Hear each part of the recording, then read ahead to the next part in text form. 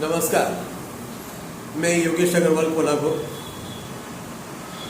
आज हम फिर आपके सामने एक बार हाजिर हुए हैं और अंगदान को, नेत्रदान को, त्वचादान को, देहदान को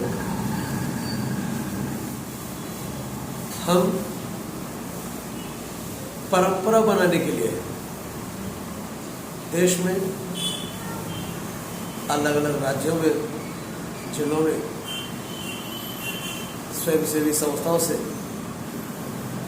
मिलके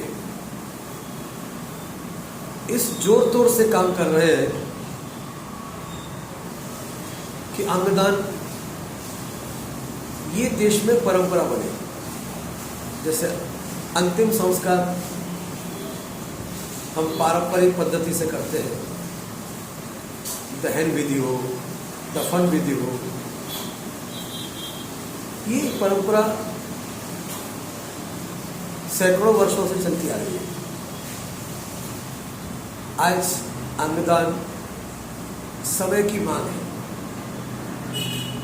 देखिए, पृथ्वी के ऊपर जितने भी प्राणी, पशु, पक्षी, कीड़े मकोड़े जीवित हैं, उन सभी का मृत्यु के बाद कुछ न कुछ उपयोग होता है। पशु की चमड़ी, उसके सींग, उसकी हड्डियां काम में आती हैं। मोर के पंख, हाथी के दांत, अनेक प्रकार की वस्तुएं इन पशु पक्षियों के मरने के बाद बनती हैं। अगर किसी कीड़े मकोड़े का मृत्यु के बाद किसी वस्तु का निर्माण न हो सके तो भी एक कीड़े मकोड़े प्राणी का मृत्यु के बाद दूसरे प्राणी अपनी भूख भगाने का काम करते हैं। लेकिन भगवान की, परमेश्वर की सबसे उत्कृष्ट कलाकृति ये मानव जाति, मानव का शरीर। इसका मृत्यु के बाद कोई उपयोग नहीं होता। लेकिन साइंस ने इतनी प्रगति की है कि मृत्यु के बाद इस बॉडी का अगर हम डोनेट करते हैं तो मेडिकल कॉलेज में विद्यार्थी सीखेंगे। शरीर रचना अभ्यास शास्त्र का अभ्यास करने के लिए इसके अलावा दूसरा कोई मार्ग नहीं। नेत्रदान कर सकते हैं, त्वचादान कर सकते हैं, और अगर वो व्यक्ति भाग्यशाली है, उसकी मृत्यु मेदुव्रत, ब्रेन डेड की कंडीशन में हुई है, तो उसके इंटरनल ऑर्गन, अंतरीय अंग भी दान किए जा सकते हैं, जिससे कम से कम 8 लोगों के प्राण बचते हैं। देखो, मृत्यु होने के बाद हम अक्सर देखते हैं कि उसके घर के लोग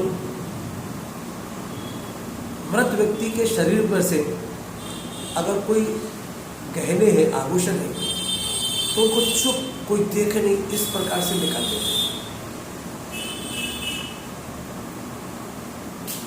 अंतिम संस्कार करने से पहले निकाल देते हैं। क्यों निकालते हैं? कि ये जो गहने हैं, आभूषण हैं, ये सोने के हैं, चांदी के हैं, ये मूल्यवान है। इस मृत व्यक्ति के पश्चात किसी और को काम आवे, इसलिए निकालते हैं, और तो कोई कारण है नहीं। लेकिन मूल्यवान अंग, हृदय,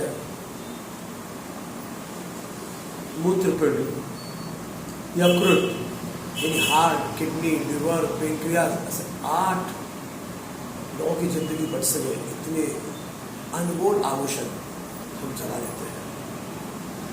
मृत्यु किसकी हुई है? मेदू की हुई है। लेकिन हृदय उसमें अभी जीवंत है। ये इंटरनल ऑर्गन जीवंत है, जिंदे है, इनको हम अज्ञानता के कारण जीते जी मार देते हैं।